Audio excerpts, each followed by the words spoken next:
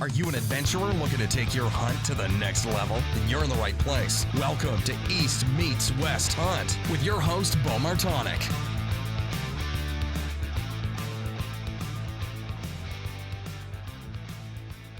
All right, we're live. Chris Weist, welcome back to the podcast. It's been about 10, 11 months since I had you on last time, but a lot has changed since then. Yeah, definitely. Glad to be here, man.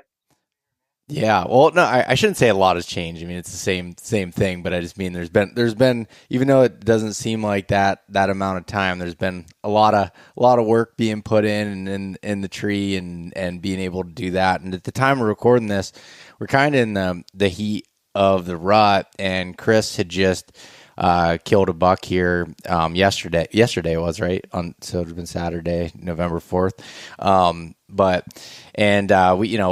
Chris and I have been texting back and forth quite a bit, through the seasons and the highs and lows that kind of come with it. And I was like, man, I got to get Chris back on to talk about this because, at the time of this going out, I'm sure there'll be, quite a few people that still have tags in their pocket and have been putting in a lot of work and just, that's kind of it. And I figured we'll kind of skip a lot of the backstory on Chris. If you want that, you can listen to the original podcast, but I'll just give you my Cliff Notes version on getting to know Chris, over the last year. Is he's a dude that just puts in a lot of work and passion in everything you do, which can come with a lot of really good things, and success can also drive yourself nuts when you get so focused on that, because I know the feeling, believe me. and Chris just seems to always be able to come through and get it done. But so Chris, how's I mean, obviously you just killed a buck, but how's the season been going up to this point? It was pretty slow. Don't see a lot. I think it was pretty calm in the mountains, but yeah, it got pretty rough there for a while until everything changed in about 30 seconds, which is usually how it goes. But it Yeah. always happens when you least expect it, so you're always itching for that magic moment to happen. Yeah, it was funny. I thought we were gonna have to put out some sort of watch on you, because I felt like Jason and I were talking. We're like, I don't know, Chris is getting, looks like he's getting a little bit wore out as far as just like, man, I've been hunting a lot and I'm not seeing many deer, and that's the nature of it. But you were putting in a lot of time, all through. Really, when did you start hunting? In September? September 8th was my first sit. Yeah. So like for the last 2 months of freaking hard work, and the thing is, you work second shift. So basically what you've been doing, from at least from the outside looking in, talking to you a little bit, is like you'll work until later on the night, and then you get up early and go out and sit in the tree or scouting during the mornings. Yeah, yeah. When the season started in Maryland, I slept in my car for 3 weeks. I would, Did you really? yeah, yeah, yep, yep. I would leave um, Monday morning, head down, hunt, and then go to work. And I mean, work's nice. There's showers and gym and stuff at work. So after my shift, I would just work out quick, get a shower, drive down to Maryland Public, and just lean the seat back and sleep for about 4.5 hours, 5 hours, whatever I could get, and hunt and just do it again. And I wouldn't be home until Saturday night. Oh man, that's some dedication to it, and I like doing that over and over again. Is just like, it gets tough from a sleeping standpoint. Like, you just get wore out. How did you feel like you were dealing with it? Was it just a lot of caffeine, or did you have to take some breaks in there? What was your kind of process for dealing with that? Oh, I always drink way too much caffeine. But yeah, I wasn't too bad until probably like that last day or two, towards the end of the week. But yeah, I definitely got plenty of caffeine in me, and then I would just try to sleep in maybe Sunday morning or something like that. Just get a morning to refresh. Some weeks I didn't even Yeah. do that. Some weeks I just pounded it out for 2.5 weeks straight without sleeping in. Eventually, I feel like I just got used to it. But Yeah. And you were trying and not to and you didn't make it easier on yourself because this year you were dead set with taking out a recurve and it is a recurve, right? Well, not a long bow. mm-hmm. I'm not totally up on the lingo of the traditional bows, I guess. But when I was down with you in August, we were at the Timber Ninja event, and all of you stick bow guys, if you want to call it, were out there shooting, and I'm like, man, I have enough trouble with the compound. It just that seems like a tough ad to be able to throw onto it. Hey man, Nathan was showing me how to do it. Yeah, I know. Man, I give him, we were talking about that, so much respect that, Nathan Killen, like the fact that he Mm-hmm. gets it done every year and he's, using traditional equipment, like that is pretty awesome. 100%, dude. I try not to be like a suck up to anybody, but I will freely speak about how much respect I have for that man. And because I know him on like a personal level now with everybody, and we talk a lot and stuff. And just, dude, so much respect for that guy Yeah. because he don't Hard see very worker many. and no, hard worker and such a nice person in general, just like super humble, super kind, Absolutely. and just, yeah, totally agree. But so talk a little bit about like your experience as you were going through the season. What do you think what were your biggest struggles? Was it, you said you weren't seeing many deer, but do you think like if you were to analyze it at this point, maybe you haven't a lot yet, but like where do you think some of your struggles were coming from, or what do you think that, could have done a little bit different? Honestly, I think it's just the low deer density, in the mountain ground that comes along with that. Because man, I really feel like my access was like fairly good all season. I mean, it's not perfect every time. Obviously, everybody makes mistakes. There's times where I walked in, I'm like, man, I shouldn't have come in this way. I should have come in a different way. The wind's not blowing the right way. All those little details, but I think my setups were solid. My access has been decent. It's just been either low deer density or like weather related. You know what I mean? It might be because I hunted straight through whether it was cold or warm, no matter what. Like to me, it's like the deer are there. They're not going anywhere. If it's warm out, they don't leave and go on vacation. You know what I mean? They're there. They're going to move every single day, no matter what. So I feel like I need to be in the woods all the time. That's how I am too, because I feel like if I sleep in or miss a day, I like basically give up my whole opportunity. Yeah. Yeah, I know. That's it's funny. That's kind of how I've been feeling now during the rut here, where it's like anything can happen at any time, and it's like I have other things that I need to be doing, in my life, and jokingly, like I don't have like everyone thinks that, now that I do the podcast and everything full time, it's like, oh, you hunt for a living. And it's like, not exactly like, yeah, that looks like that, but actually like producing this stuff and sitting behind the computer is what actually makes the money. So I got to still find time for that. And so it's been just like, I've been terrible with like getting back to anybody, or like just, I feel like my phone's full of messages and everything, because I just like, when I'm out there hunting, trying to take advantage of the daylight, and then working at night, and then trying to get some sleep in the middle of it, and family time and all those different things, and trying to balance all of it is not a simple thing. And you've been doing it for 2 months. Where for me, I knew that like November was going to be kind of a grind. So in October, when I got back from Alaska and South Dakota, I kind of took it easy there at first and was just like, all right, try to get all your other priorities figured out, and then go full bore once it gets a little bit closer to the rut time. But it's not simple to be able to, or not easy to be able to put in that kind of time, especially with you, and it's like, for me, I'm lucky from the standpoint of where I can be flexible with my work hours and like be able to, change it and do whatever. If someone's going to get mad, it's the guy in the mirror, from that standpoint.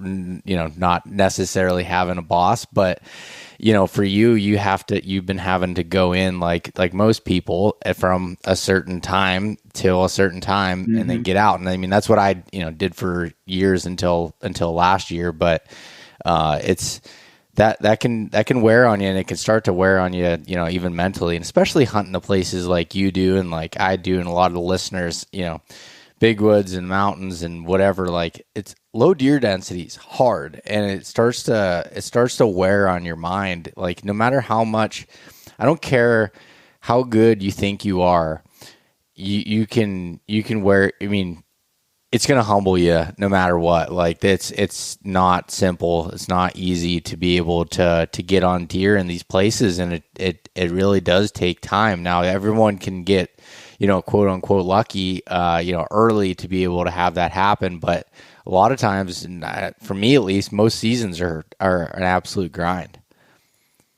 Yeah, I feel that really hard this year too, because I put probably more time into scouting, running cameras, and learning a whole brand new piece of public ground this year than I ever have. And I really thought that I was like on top of it. I'm like, man, like I'm gonna get in there. Sometime in October, I'm gonna have a chance at one of these bucks. I'm gonna like shoot one within like the first couple of weeks. Man, was that as far from the truth as it could have been. Yeah. I had probably like five like exceptional deer on one piece of ground on camera over the summer, and I'm like, oh man, like at least like two or three of these things are going to stay on that piece of ground. They're not going to move out, and I'm going to have, if you have 4 or 5 deer, that's 4 or 5 times the chance you have of seeing one.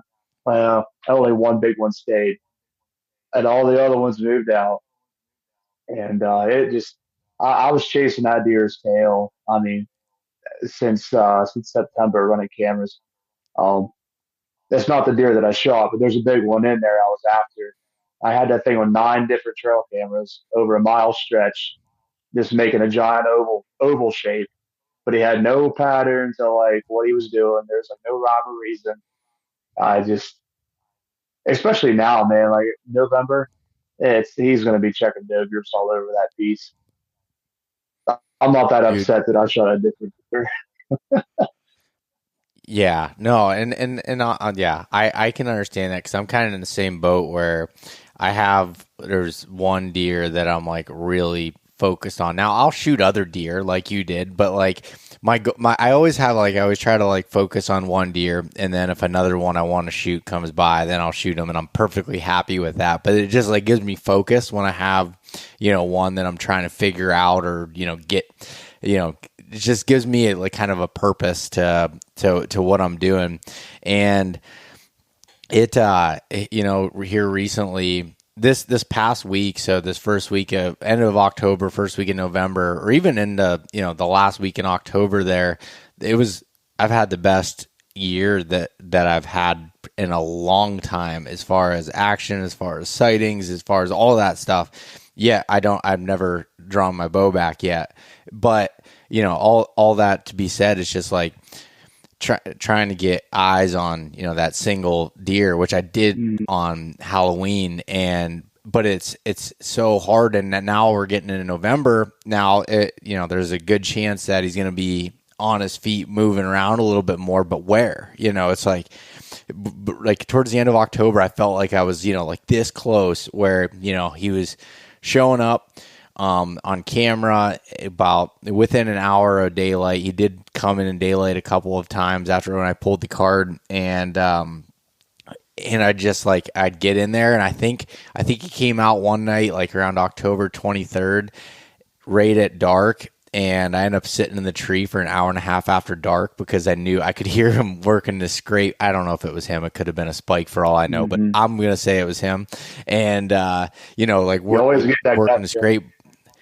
Yeah, you get that gut feeling. It just seemed, and it was like, coming close to that full moon time, and I could see like, shadow of the body way out there, about 80 yards out. There was another scrape, and and I'm just like, it's got to be him. I'm sitting in the tree just waiting. I eventually had to make some coyote howls and sounds to try to get him spooked off to to not, so I could climb down and get out of there essentially, and not spook them. And the funny thing was, we were talking about access and like, thinking that you're getting clean and you try really hard to do that. Well, coming out that night was not good for me. So I was like, all right, I saw which direction he went, and I was like, that was my normal way out. And I'm like, all right, so I got to do something different. I looked at Spartan Forge. I'm like, all right, I can go up the edge. It was like a herbicide sprayed clear cut. So there's just trees, down all over and tops, and it's kind of hard to navigate through in the dark, and even with maps, like where you need to go, but how to get there. And this was like a very flat area, and this deer lives in an area that's extremely flat, and I hate hunting those areas, but that's just where he lives at, and there's not much terrain.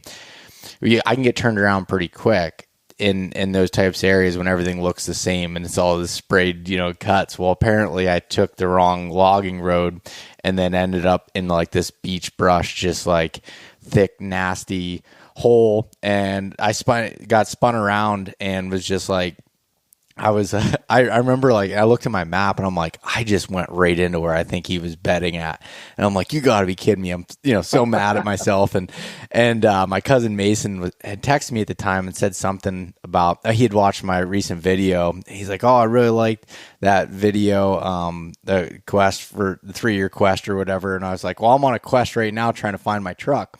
And, well, then I lost service, and I get back to my truck like an hour later, and there was a couple messages. He's like, he's like, do you have a map? And then the next one was like, do you need help?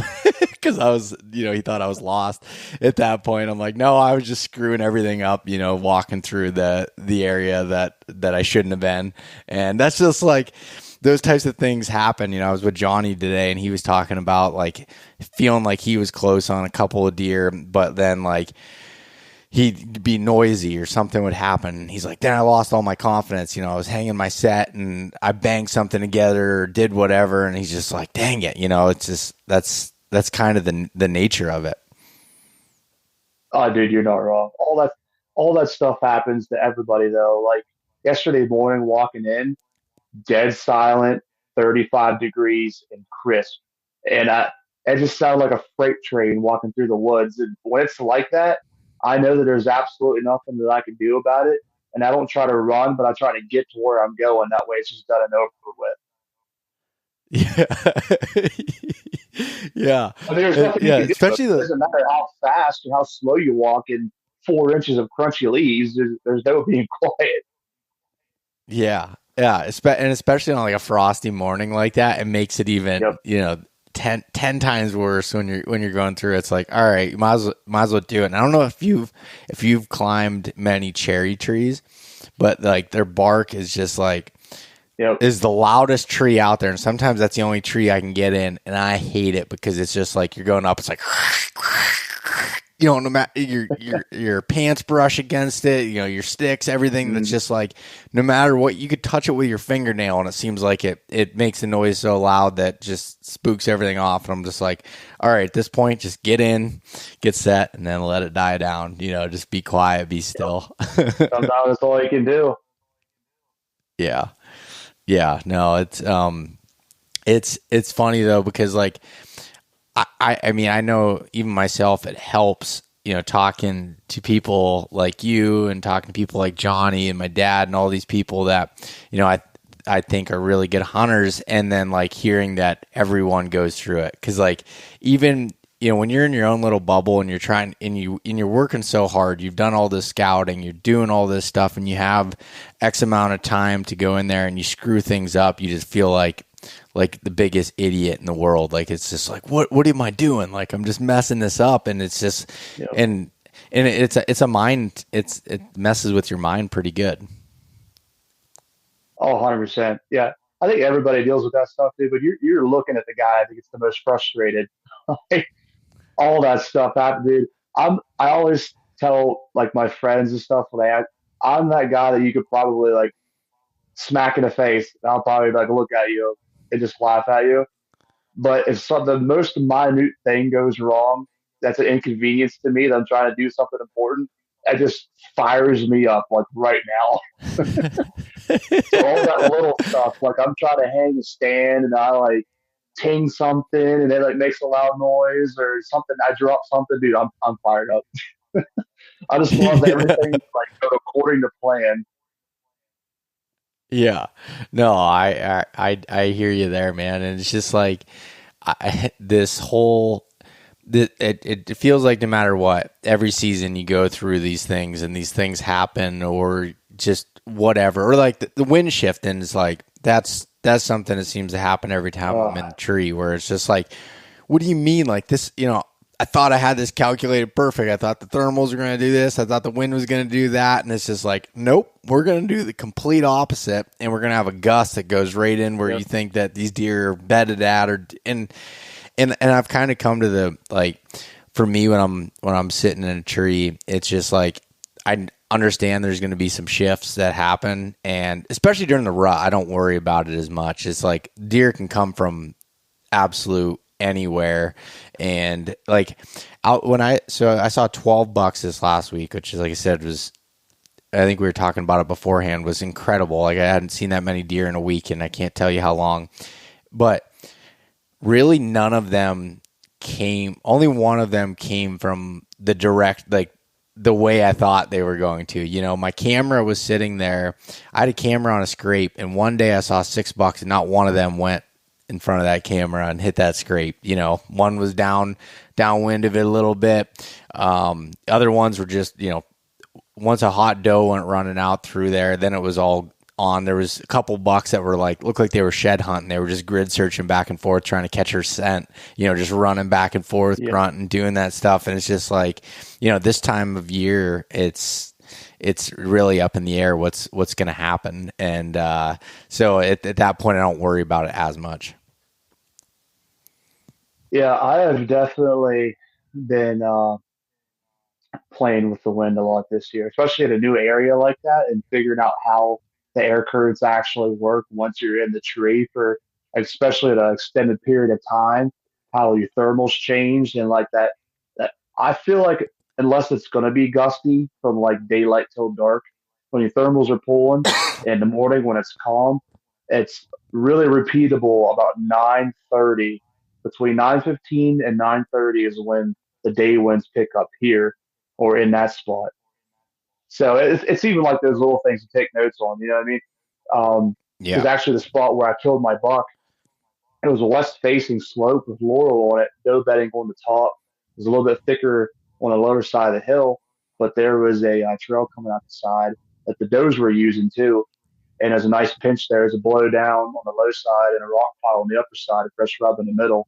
And I sat actually a lot lower than that the Friday morning, and I seen those does work through that gap. And I just had a gut feeling. I was like, man, like I feel like I just need to be a little further up the hill. I got up there, I found that spot, set up, and that buck come right through that gap Saturday morning. But I had actually planned on, so I know on that west facing slope, and when it's cold, you get like a north pole too. So it was coming downhill hard when he come through, but I knew at 10 o'clock the wind was going to shift and start blowing uphill, towards the direction the deer were going to come from. And I was going to sit all day that day, but I didn't have a second stand that wasn't far from me, and I was going to ride out Saturday and see how it went.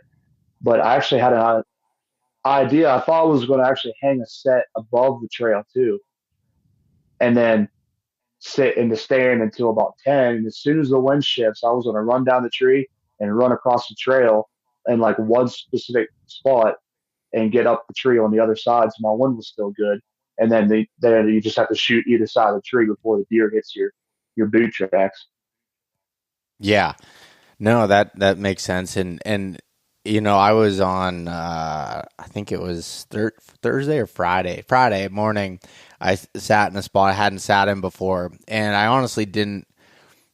I know better, like depending on the slope as far as when the thermals are going to change. But I was like, I want to get, there was 4 or 5 logging trails that intersected at this spot. And I found it. I was using LiDAR on Spartan Forge because I was sitting in this bottom, I was in this hub, and it was really like I was having some action down there. And it was good, but the wind speeds were going to be high that on Friday, and I was like, I can't get away with that down in this bottom at that point. Like even sitting on the stream, like my thermals aren't going to pull down. That wind's going to overtake it. So I was like, I need to get up higher. And I was trying to think of like, all right, where are these deer going to be coming from? And I was like, I've scouted this side hill before, but not great. And it was kind of one of those things that I found a buck in the middle of the season and kind of just adjusted and went there. So I was like, all right, found logging trails on the map. I'm like, I'm going to go in there, but I want to get, it was a steep side hill. And I was like, I want to get above these trails, but I need to wait really for the thermals to switch to be able to do that. But I also thought it was kind of a cruising spot in between, where I thought there was a clear cut on the top. And I figured some does were hanging out there, and there was a southwest wind coming across, and it was just like, okay, I can get to that point, and I think this is where some deer are going to cruise. But so I went in there just a little bit after daylight, and I didn't have a tree picked or anything, so I was just kind of like sneaking through, planning for some more midday type movement. But forgetting that it was a north slope, it took until about 11 a.m. for those thermals to switch and start going up. And then in the afternoon, the wind speed was so high it took over, and thermals really didn't play again until like there was some calm periods. And then it would, I was throwing milkweed, and it was funny watching the differences of how it was working through there. And I did end up having a buck come up from the lower end of the logging trail, went right past me at 8 yards, and which that was pretty cool to see that, kind of work from blindly planning on the map. But it just reminded me again, as far as like how every spot is so different with wind, with thermals, all of that stuff.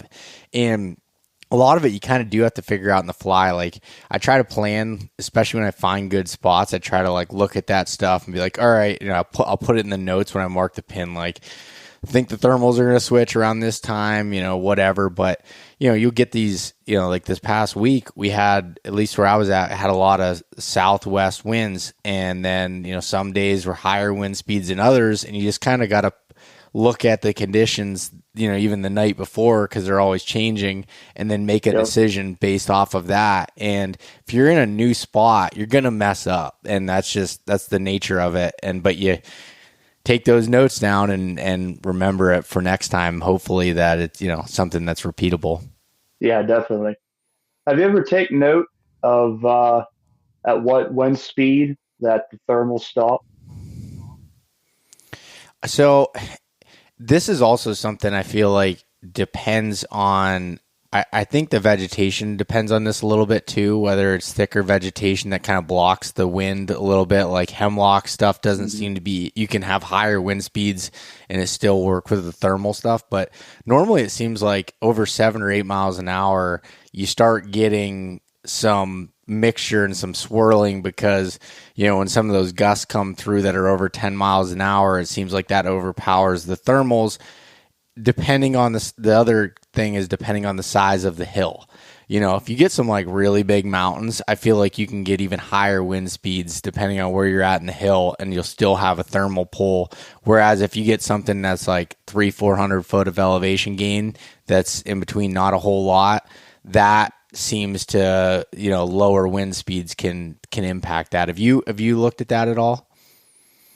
No, that'd be interesting to try to start taking notes on. For me, basically, I'll just look at my phone or one of my apps. If it says that it's going to be like 5 mile an hour and under, then I'm automatically taking thermals. Like I'm playing thermals 100%.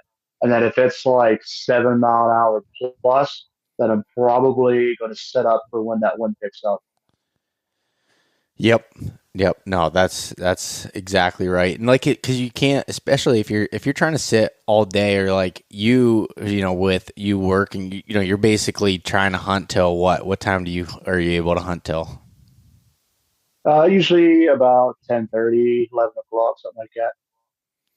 Yeah, so you're trying to figure out what it's going to do, in that window that you have available. But when you're hunting, if you're hunting all day during the rut, it's like I've always just looked at it as I understand there's going to be times my wind isn't good, exactly what I want, but I'm trying to figure out when I think the deer could potentially come through. So there's some spots I'm getting in there early and being like, okay, my wind's really not great because the thermals are falling for the first few hours or whatever, and I'm above the trail, and I'm going to have to shoot them before they get there if that's the case.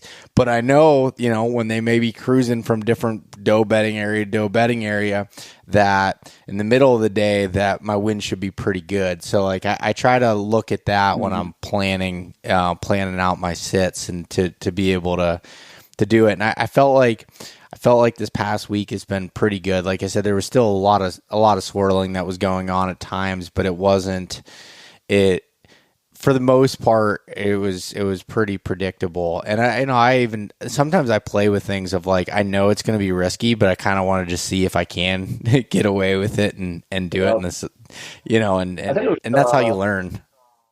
I don't know if it was Wednesday or Thursday here. It was really, really windy. Might have been Wednesday. No, it was Thursday. Yeah. I went in and I was hunting this scrape that I had a buck coming into. It was the only patternable buck I've had all year long.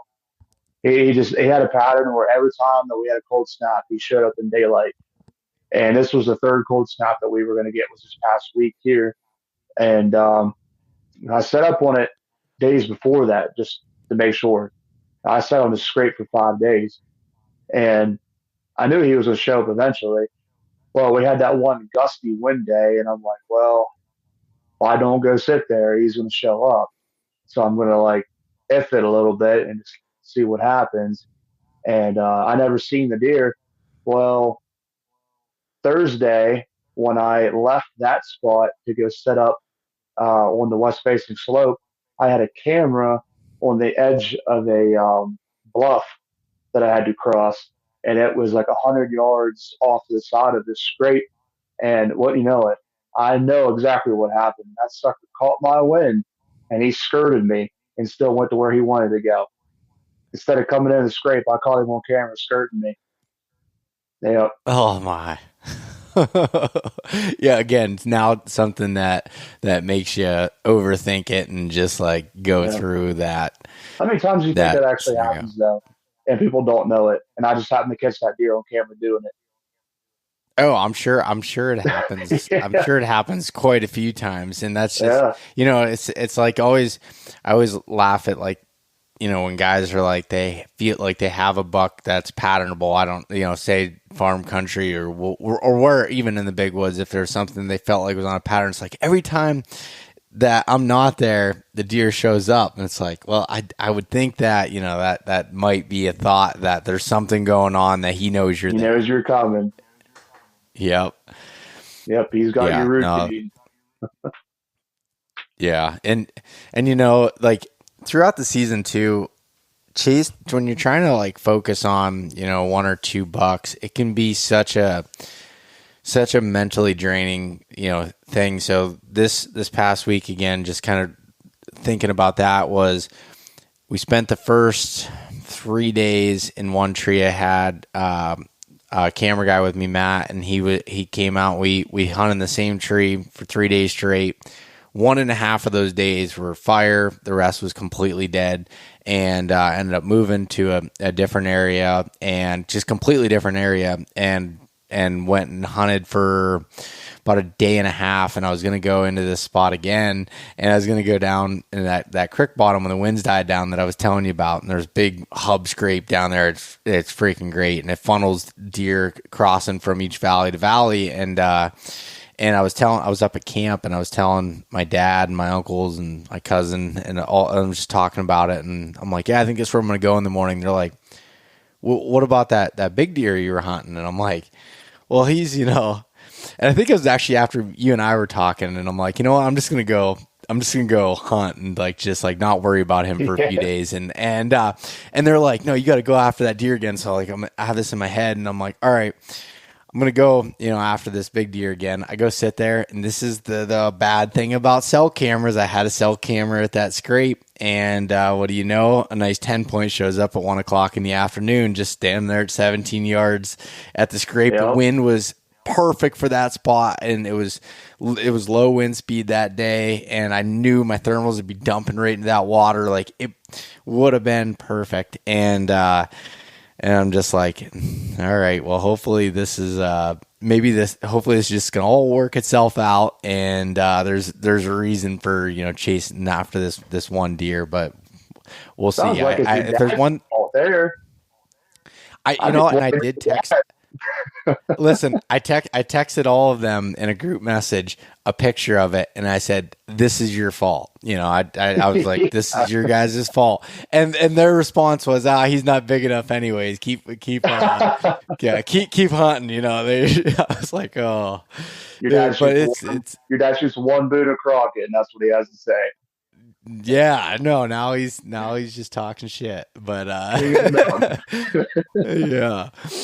No, they were just joking with me there, but I don't know. I have this constant like back and forth on hunting a deer and versus just hunting and like enjoying the process of going to areas I want to go to and hunt. And you and I were texting back and forth on it, and I feel the more all of us as hunters rely on trail cameras and things like that, you start seeing what's out there and you start getting obsessed on it. And I feel like with myself, I always have this moment, and it happens, it seems like every year, where I have this like mental check of like, all right, is this what I want to do? Is this worth it for me to focus on this deer? Or at this point, do I want to, just have fun? And it's not like I'm not having fun chasing a specific deer, but it can be really frustrating at times. So like it's this constant battle back and forth.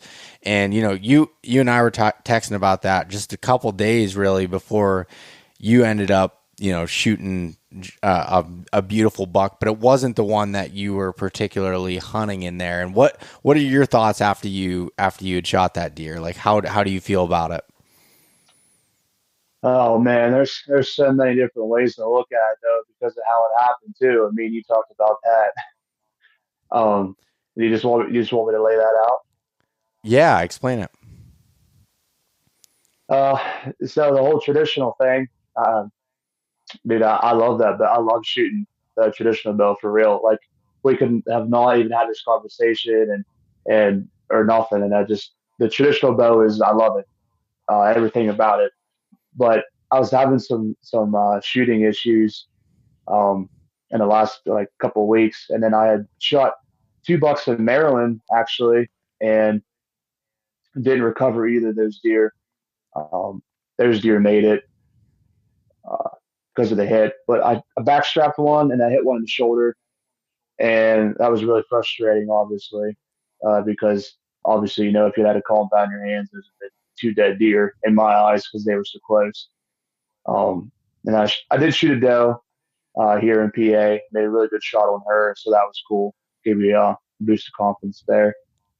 And but like on target, even I was having I don't know if it's target panic or what was going on. I just had something mentally going on, and I had a doe come in last Thursday, and she come in like I don't know, I think I could have smoked her. She come in like 8 yards, but she would not turn. She just refused to turn, and she come right to the base of my tree. And well, I mean, she seen the step and just went, "Oh!" Looked And then right up at you. yeah, she turned around, jogged out like 15 yards broadside. But dude, I wasn't like jacked up or nothing. I'm like, I'm gonna shoot this doe. I'm gonna take my time, talk myself through it, get some confidence back. And man, I pulled back, stared down, shot, just completely missed her. And I'm like, dude, I don't know what happened, but at that point, because I was hunting that buck, but I was in a spot where I was like, if I could shoot a doe in here, like I could get her out no problem. And I was like, what's gonna happen if I have this big deer that I'm hunting come in? And now I'm thinking to myself, I really don't have much confidence after I just missed that doe at 15 yards. Like in the back of my head, I was kind of afraid that I would like gut shoot that big deer or just wound him in general. So I talked to you, I talked to Ryan Glitzky, a couple other guys about it, and they said there's no shame, in picking up the compound if I don't have any confidence left.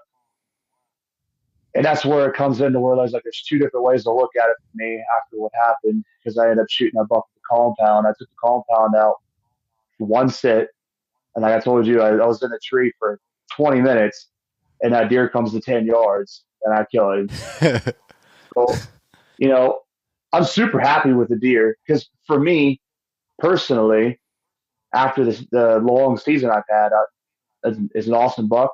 He's a good 3-year-old deer, mountain deer, everything. The whole morning was perfect. The orange sunrise, turkeys were gobbling.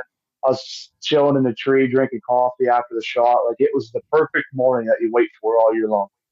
So I'm Yeah. 100% super happy with that deer.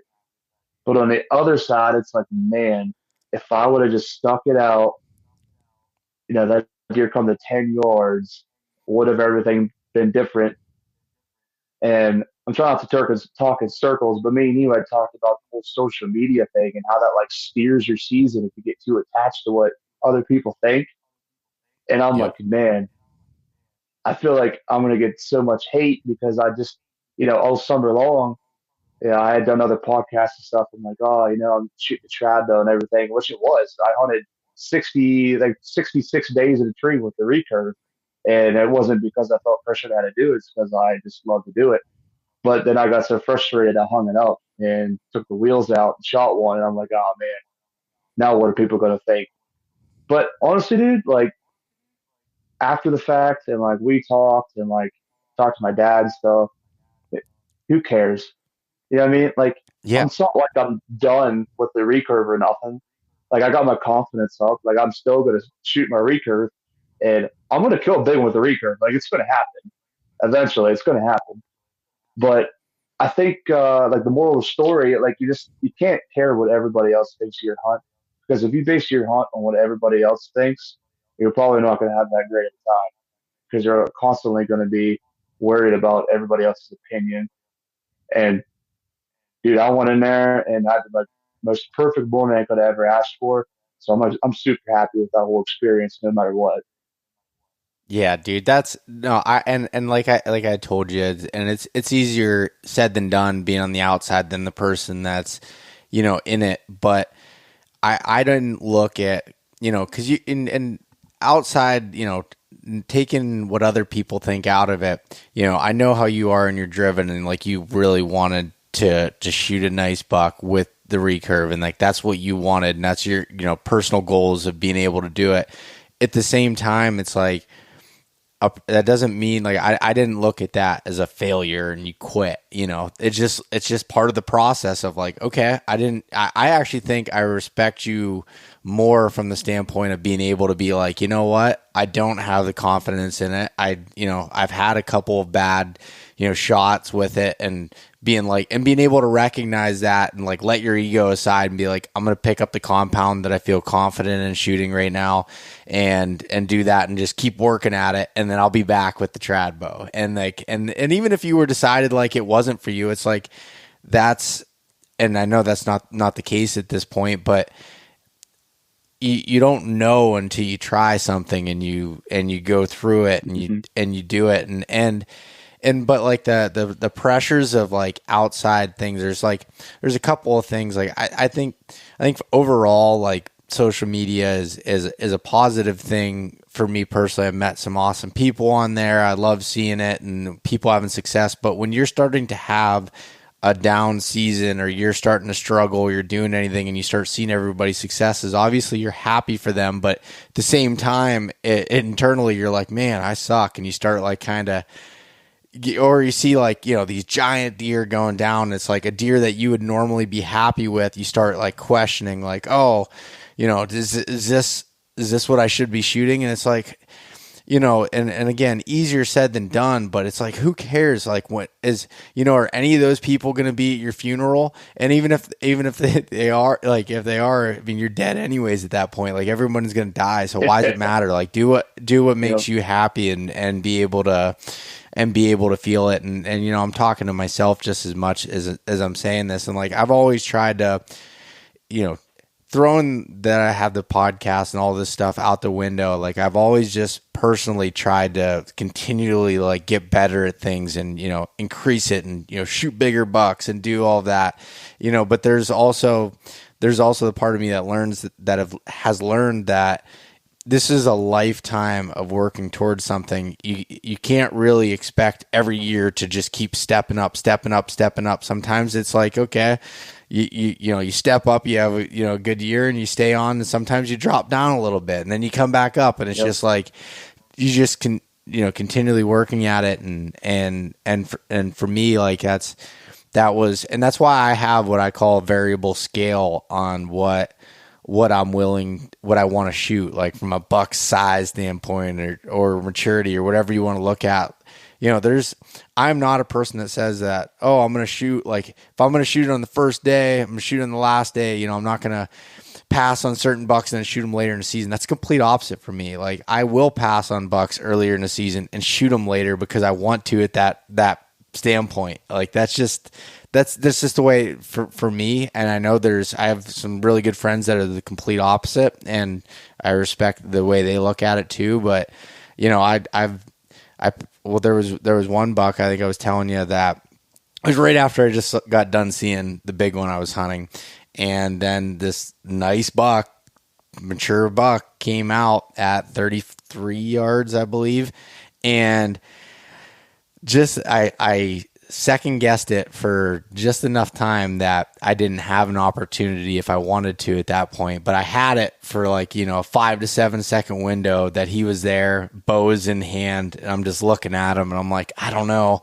And then, as he started walking off, I'm like, he went behind this tree. I'm like, I think I'm going to shoot him. And at that point it was too late. And it was like, all right, I either got to make a decision, when they come out and own it and be happy with it or not. And then I don't regret it. That's just kind of the process that goes through your head. And especially when you're trying to chase big deer and get to know it. And,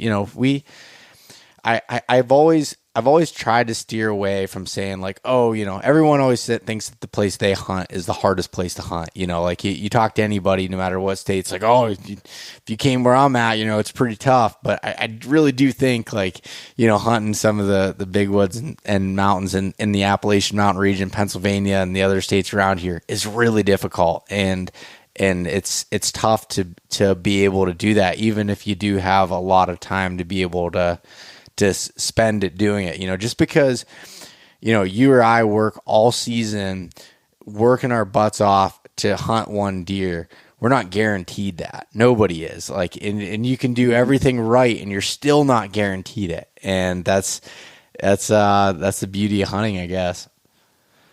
Yep. No doubt. Yeah, it's tough, man. I was probably like 50 couple sets in, and I'm setting myself thinking, maybe I should hunt some farm country next year. There was at one point I actually went over here to a piece of private ground one evening just to sit so I could see some deer. Like I think I seen 7 deer. Yeah, I seen 7 deer coming to a green field. I'm like, oh my God, that's what a deer looks like. Yeah. Oh no, that's exactly right. Now, I've also learned that too, and I've talked about it with my family and friends and stuff. It's like I love doing the challenging hard hunts that like you might not see some things, but I'd really like to start sprinkling in some things that are like just going out and shoot something, yeah, because I do like seeing deer, and it's like, especially when you're hunting like specific deer, they don't really do a lot of what other deer are, so you're not gonna see a lot of deer in those places, especially I every year I see it, and it's just a constant reminder. But like even during the rut, sometimes you'll get a big one that comes out into the open and it's good, but they like to skirt inside that cover. Like even, and it's hard to be able to do that. Like I was just hunting this clear cut edge. There was actually 3 different clear cuts that met. And then there was like a strip of woods and I was like right in this corner. It was a perfect rut funnel, but to the thicker beach brush is like where those big bucks stay to run. And there's just, you can't cut it out. Like you can't sit there and cut shooting lanes on public. So it's just like, all right, what, you're trying to hit these gaps and find these stuff. And, obviously the spikes and the 4 points, they're just out there just chilling in the wide open, doing their thing. But those older bucks just don't do that. And it's or don't do that very often. And it's hard to get those opportunities at them. Yeah, definitely. I like to kind of like set apart the age class in the deer I'm hunting. So like that big one that I was after, I'm actually having a hard time putting an age on that deer. I'll have to send you some pictures because I have a couple pictures where he just looks like a stone 5-year-old, big thick neck, and then like I have pictures off another camera where he looks like he's 3. And I feel like don't even get me started on the trail camera debate that I have from this season, dude. Oh man, deer they can look 10 times the size that they really are, and they can look way smaller than they really are, just depending on what camera you're getting the pictures off of. And I've learned that because I run at least 10, 15 different trail cameras. Like I don't have one of the same. Like I'll get pictures of the same deer on 9 cameras this year, and he looks different on every one of them. Yeah. Yeah, oh man, I'm so bad at like judging too, like off of the trail cameras. Like there'll be some, like you said, there'll be angles or and even sometimes on the same exact camera that he'll look different in 2 different, situations where one, he's like, oh my gosh, that's a giant, that's a 160-inch deer. And then you see him again, it's like, oh, is he 130? Like maybe not that big of a scale difference, but you know what I mean? Like you get these different angles and it's tough, but even trail cam, the buck that I did shoot, I had that buck on camera all summer and never even in the back of my mind did I think I would shoot that deer. And then I see him in person. That deer was way bigger in person than what I thought he was. Like he did not look that big on camera at all. I promise you that. Yeah, no, that's a beautiful deer, and it's funny because I have such a hard time field judging, like even in person to be able to do that. So we saw this buck yesterday about 5:00 in the evening. He's coming down the edge of the clear cut, and I'm like, oh man, he's coming. We're right at the corner, like he's coming down the edge. It's perfect, and I'm looking. I'm like, holy cow, that's a 10 point. And I looked at Matt and he's filming. I'm like, is that 10 points? He's like, it's a Big 10. I'm like, it's the Big 10, and I'm like, and all of a sudden I went through these stages and I've identified what this deer is. And he ended up cutting underneath one of my other trees about 70 yards out that I've hunted out of, and went out and I couldn't call him back in. He was just kind of on a mission, and went back and reviewed the footage. And it was a nice 8 point, but it wasn't this giant 10 that I thought he was, coming. And it's like, you start getting you play these tricks in your mind and like, sometimes I overestimate. And then there's sometimes that I underestimate what they are. And at the time, and I always laugh at the story my dad has of, he's got these years and years of sheds off this one buck that was from like 10 years ago. And he was just a giant deer. And he always laughs. He goes, I shot that deer 3 times. And everybody looks at him like, what do you mean you shot him 3 times? Like you wounded him? He's like, no, I shot the wrong deer 3 times thinking that it was him. Like that, like, other bucks that had similar frames that were younger or different. Like, he's like, I've shot that deer 3 times, but I've never actually killed them because they were always different deer. And I like my dad's mentality, and I've kind of taken it a little bit more where his whole thought process, like with what deer he's going to shoot, really comes down to a lot of times of like, what is that experience up to that point? Is it something you called in, or is it something that you set up close to, a bedding area and your goal is to shoot one like that? And like, it's all about like kind of what the whole experience is to make that decision, and does it get your heart pumping and make you, and I think that's a really good way of looking at it versus just inches or age or whatever that comes down to. Yeah, definitely. It's some dude. Sometimes it's super hard to judge a shoot, like especially when the deer's coming in and it happens quick. Your judgment goes like way out the window.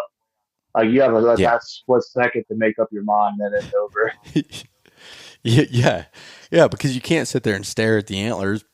Otherwise you miss your opportunity. And in the places Yep. that we hunt, it's like, I've heard Jeff Sturgis say it before about hunting in the timber, and some of it is with him and farm country, but he does hunt some big woods too. But he says you really have 7 seconds from the time you see a deer to shoot it most of the time. That's what he kind of figured out, and I would even argue that sometimes that average might be less. Hmm. Where all of us, especially you get a windy day or the leaves are wet and you can't hear him, and then all of a sudden he comes out of this thick cover, and it's like right now, like you have a decision to Yep. make to be able to do it, and I would that's say I it. probably killed that buck in 5 seconds because I mean Yeah, I told you before we started the podcast, like I just picked up the bow and was just making sure that everything was ready. I mean, it just got light. I mean, it was 7:30. I pick up the bow, I like draw it back, and I'm like looking to make sure everything's good. I leave the bow up. I move my arm about 4 inches to hang it up, and here comes the buck, and he was already at 30 yards. Because I mean, it's thick. There's laurel in there, and I wasn't paying attention because I was doing something else. So I never heard him coming. yeah, I look up, and here it comes. It's 30 yards, and he closed it quick because he was jogging. So I had to make a decision like right now. And I tell you what, I almost passed that deer because I was looking for the big one that I was hunting, and yeah. I said, "There's a buck. It's a shooter. He's a dark body, big deer." I'm like, "Am I gonna shoot him? I don't know." I draw my bow back, and he comes to 10 yards. I'm like, "Man!" And he stopped. I'm like, "Am I gonna shoot? Am I gonna shoot?" Within long season, wham, done. I guess that was it. Yeah. Oh no, I was so pumped when you sent me that picture and that it worked out. And that's like the perfect example of like how we were just texting, days before that, and you're kind of struggling going through just a long season and just like, wanting to catch a break with it. And right there, it was like a matter of 5 seconds changed your whole season to like, man, this year is a good one, versus, oh, it's been a struggle. Yeah. And that's how it's how it goes. It seems like year in and year out. It Last year was one of the toughest seasons I had ever had, and in a matter of seconds, that all changed, and I shot a nice buck on the last day that I had to hunt, and it was like that to me is like I always keep that in my mind. And Johnny's really good with the mindset thing of it. He always says like every minute that you don't shoot a buck, you're 1 minute closer to when you're going to shoot your next one. And it's like it's true. Like that stuff can happen really at any Hmm. time, and you just got to keep running the playbook and keep doing it and have fun with it and see kind of what happens. But Yeah, definitely. It's crazy too how like season to season varies so much. Like in 2021 when I shot my biggest deer, I put 70 sits in on just that deer before I killed that one. And dude, by the end of it, man, I was hoping somebody else would kill it so it was over with because that deer drove me nuts. I mean, it drove me clear out of my mind. And then the following season, last year, I put like an eighth of the effort into Pennsylvania that I usually do. Like I did not do much. Like I was just so focused on Ohio. 3 sits and I killed my buck. Biggest buck I yeah, have ever all year. I killed him in 3 sits. And then this year, here we are, 66 sits in a tree. So it just, yeah. it's crazy how much, how it varies. Yeah, it definitely can. And was like this year it's funny because it's the opposite from the standpoint of I've had the absolute best season that I've had in a long time as far as encounters and sign and just like and just everything about it's been great.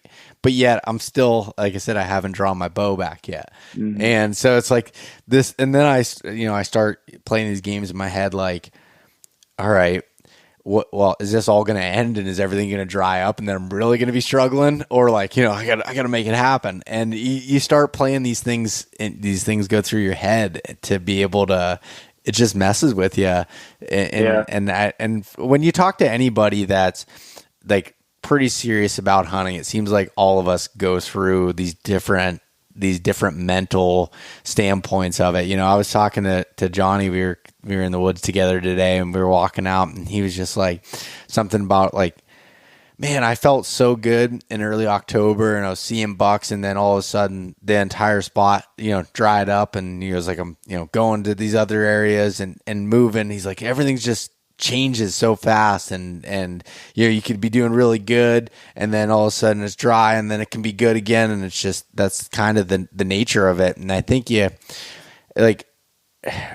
I feel like you really need to love that process and love that roller coaster and be almost a little bit glutton for punishment on it to really be able to enjoy it, to take it to the level that we like to, and get really serious about bow hunting whitetails.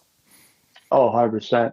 Yeah, I mean, it depends on how you look at things too. Like, there's always a positive to every situation. And I have not, it's been a slow season, and I've mentally struggled a little bit, but it wasn't because my hunts were bad. I've had opportunities already multiple times. It was just my shooting ability is all it was. It wasn't that I was doing anything wrong or doing anything wrong. My setups were good. I was where I needed to be at. My access was good. All the details were pretty fine tuned for me this year, I felt. It was just my shooting. The opening day in Maryland, I seen a poking young deer, and another good deer behind it. And 2 days later, I had an opportunity at a good 8 point, and I just made a bad shot, hit that deer through the back straps. I think I've seen a couple other bucks since then. And then I had another opportunity in Maryland, had a buck come in 15 yards, works great, and shot him low in the shoulder. It's like right there where the heart is. Like his leg was back a little bit, and I guess I just need to pay more attention to where I'm putting an arrow out with the recurve compared to a compound. And I hit that leg low, and I just never made it through. It went in like 2 inches and just bounced right back out.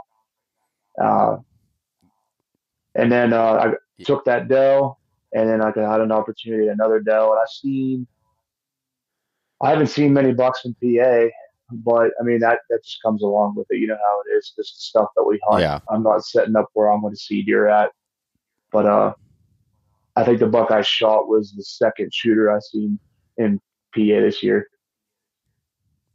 Yeah, no, So I've had encounters and opportunities. You know what I mean? It's just had some shooting stuff going on. Yeah, no, and I think, as when this podcast comes out here, mid-November, there's going to be guys and girls that have tags still in their pocket and feeling like they're struggling. And I always go back to, it's just like the same thing that Johnny says, like it can happen. You're 1 minute closer to it happening. It's just like trying to stay positive, trying to look at the good and things, like you were saying, like all the experiences and going through it, and just keep doing the thing when you have the time available to be able to do it and put forth the work. But there's no shortcut to hunting deer and the places that are the big woods and everything. Like it's going to be hard, and that's just the nature of it. And I think you need to have a positive attitude and be able to stay up on it, or otherwise you just drive yourself absolutely nuts. Yep. No, I agree. It's super good to have buddies around too that are uplifting. Me and you talking, and then having like Nathan, Ryan, and Jason, and Dalton, and all those guys to send a text to, and everybody's going to have a positive feedback to give you.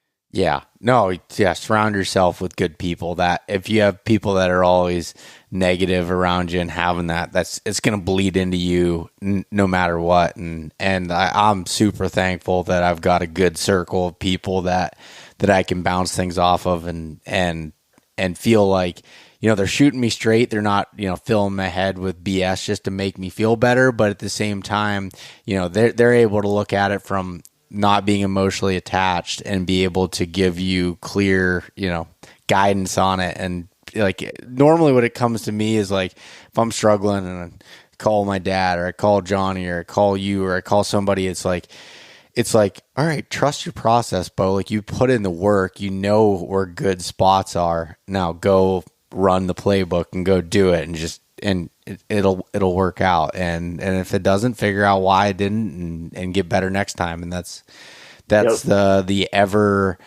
it's something where I always look at it as like, I'm always trying to chase excellence, even though that's not, or perfection, even though that's not possible. You'll never be perfect, but I feel like when you have that as your goal, you just keep, getting better and trying to work at it. At least that's how I look at it. Yep, definitely. Yeah, even my dad gave me like a wake up call that I didn't even know that I needed at one point. We was in the truck together one morning. I said, man, season's been slow. And he goes, well, you got to look at it this way. He said, you're hunting big mountain ground. He said, you're hunting, low deer density, hunting with a recurve, and you're hunting a certain type of deer. I'm like, yeah, you're right. I guess you got a good point. Yeah. Yeah. No, that's exactly right. And then I'm also reminded too, like when I go to my family camp and, I talk to my grandfather and I talk to people about like just enjoying just the traditions of hunting and just really enjoying that process of being out there and how lucky we are to be able to do that and be able to put the time towards it and have a passion. I always look at it from the standpoint of people that don't have passions like this. Like I don't understand people that don't hunt. I know that weirdos. That's the process. Yeah, weirdos. But I really like. I'm thankful that I have something I'm so passionate about and work towards, and just like I'm always thinking about it, and I think that's awesome to be able to do. So you are not the only one, buddy.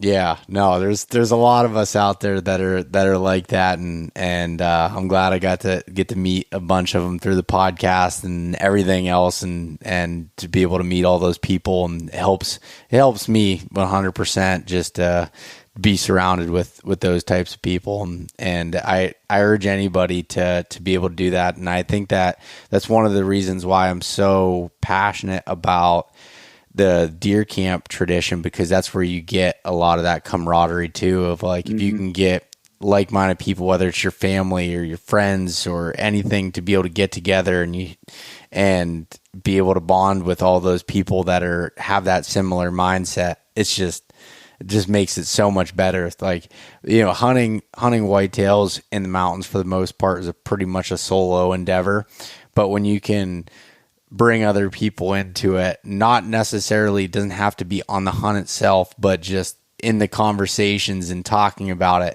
it, for me personally, that helps a ton.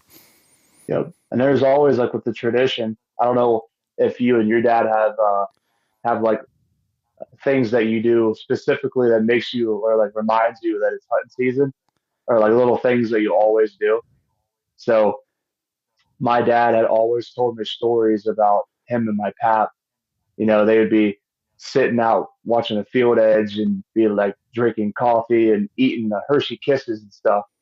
So growing up all the time, I'm sitting with dad and we're always eating Hershey Kisses and drinking coffee together. Well, now when I'm by myself, like a big thing for me, I don't know what it is. Like I drink coffee no matter what, like if it's cold outside. But if I'm just sitting in the tree stand and I got a thermos of coffee and I'm sipping on coffee when it's like really cold out and there's like a beautiful sunrise, dude, that's just like, that just reminds me that's hunting season. Like it's just part of it for me. Yeah. Oh yeah. And as I was saying, like Johnny and I were talking about today, it's like you almost wish you could just pause some of the stuff because it happens so fast and hunting season flies by, even though it may feel like a long season, but before you know it, it's going to be winter. It's going to be just, cold and stuck inside a lot more, and try and enjoy every moment that you can out there and being thankful for that. So I'm looking forward to just continuing to grind it and be out there and also, as I say, grinding it, but also enjoying the process and trying to learn from every experience that I have out there. Yep, exactly. Because as soon as the snow gets too deep, I'm gonna be a grumpy old man. Yeah, I know. I can't wait till after hunting season, and I remember that, like, I didn't get enough coal for my stove in the wintertime, and all these other things that are like life realities that I've been putting off because it's hunting season. So that's I'll keep pushing those down the road for this point and worry about them later. Like my cousin Mason always says, he's like present Mason doesn't think about future Mason, and when it comes to like problems like that, and then you just deal with it when it comes up. Take care of it when it arrives. Yeah, but love Pennsylvania anyways, for the October leaf change, and then you hate it when it comes to January. Yep, that's exactly right. But buddy, I want to be respectful of your time, to get some sleep tonight so you can get out and get hunting in the morning, and I'm going to do the same thing here. So I appreciate you coming on and being able to talk. I urge everybody to, if you're on social media, follow Chris Unleash the Weist on Instagram. Is there anywhere else that you want to direct anybody? No, that's pretty it for now. Eventually, one of these days, I might start a YouTube channel. Thinking about that. I'm getting some clips made up, so that might be a thing in the future. Awesome. Well, for now, check him out over there, and you'll get to see all the work he's putting in from a hunting perspective, from the lifting perspective, and everything else. And man, I appreciate everything that getting to know you over the last year, and being another person I can bounce things off of and feel like I'm not as crazy as I feel sometimes. Absolutely, man. Yep. All right. Well, thanks, buddy. You got it. Thanks so much for listening to this episode of East Meets West Hunt with your host, Beau Martonik. For more great content and to stay up to date, visit eastmeetswesthunt.com, Facebook at East Meets West Outdoors, and Instagram at East Meets West Hunt. If you enjoyed today's episode, please review and subscribe, and we'll catch you next time.